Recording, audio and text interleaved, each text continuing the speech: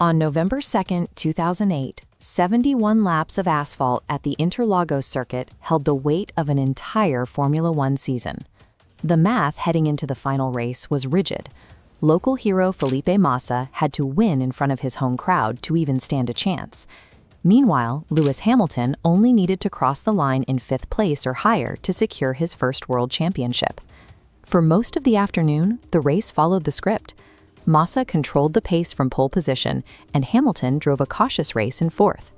After a grueling 9-month global campaign, millions of dollars of engineering and testing were suddenly subordinated to a single, uncontrollable variable: the weather. A late, heavy rain shower hit the track in the closing minutes. The grid fractured. The majority of the field scrambled into the pit lane to bolt on intermediate wet weather tires. Following standard protocol, Hamilton pitted. The stop dropped him to 5th. But as he tried to find grip on the damp track, Sebastian Vettel's Toro Rosso surged past him. That single overtake pushed Hamilton down into 6th place. The championship was actively slipping out of his hands. With just 2 laps remaining, McLaren's safe, conventional pit strategy had completely backfired. Down the pit lane, Toyota race engineer Francesco Nenzi was running a very different calculation for his driver, Timo Glock. They made the aggressive choice not to pit. Nenzi's motivation was rooted in a specific memory. 3 years earlier, at the Belgian Grand Prix, he made a cautious tire call in mixed conditions that cost his team a podium. He had built custom weather tracking tools to ensure he never made that mistake again. This track map shows what Nenzi saw. Radar data indicated highly localized rain. He calculated the 20 seconds lost driving down pit lane would be worse than tiptoeing around dry sectors on slicks. Staying out instantly vaulted Glock into 4th.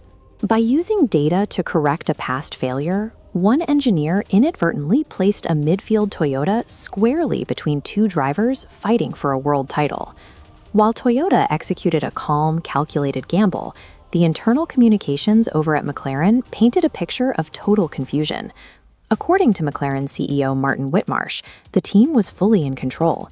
He later claimed they explicitly instructed Hamilton not to race Vettel and to safely target the struggling Toyota of Timo Glock on the final lap. But Hamilton's own account directly contradicts that. From inside the cockpit, he was panicking, taking massive risks to catch Vettel.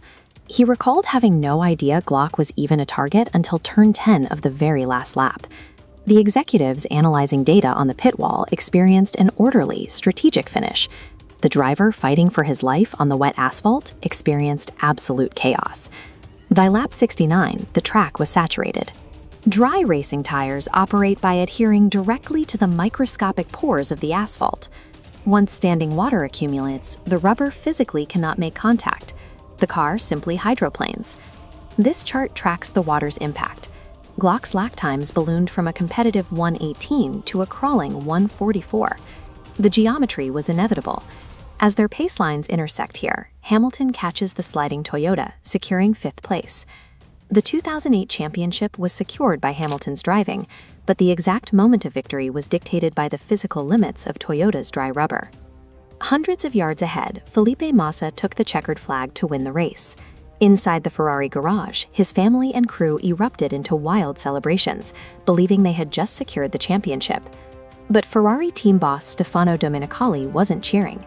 He was staring intensely at a monitor, tracking the live telemetry. He watched Hamilton's GPS dot slide past Glock's dot. He reached for the radio button and delivered the exact words that killed the celebration. The fallout extended well beyond the Ferrari garage. Francesco Nenzi, the Toyota engineer whose math-based strategy allowed Hamilton to catch up, was married to a Brazilian woman. His in-laws were so enraged by the outcome that they temporarily disowned him. A rigid mathematical equation collided with a localized rainstorm, resulting in a 30-second span of absolute emotional devastation. Today, that 1-point margin is no longer settled history. It is actively being contested in the High Court in London. Felipe Massa has launched a £64 million lawsuit against the FIA and former Formula One executive Bernie Ecclestone. The legal action hinges on the Singapore Grand Prix, held months before the finale in Brazil.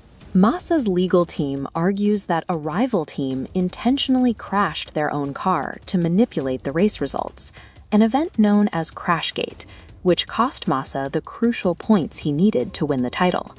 Nearly 2 decades after that rain-soaked final lap, the 2008 title remains a matter for the courts. In the world of Formula One, the combination of engineering data and boardroom conspiracies ensures that history is perpetually rewritten.